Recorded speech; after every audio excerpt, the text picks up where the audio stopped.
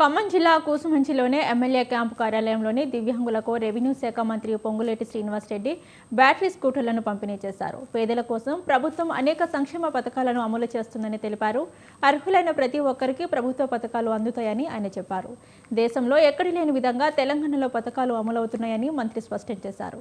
ఈ సందర్భంగా మంత్రికి పలువురు వినతి పత్రాలు సమర్పించారు.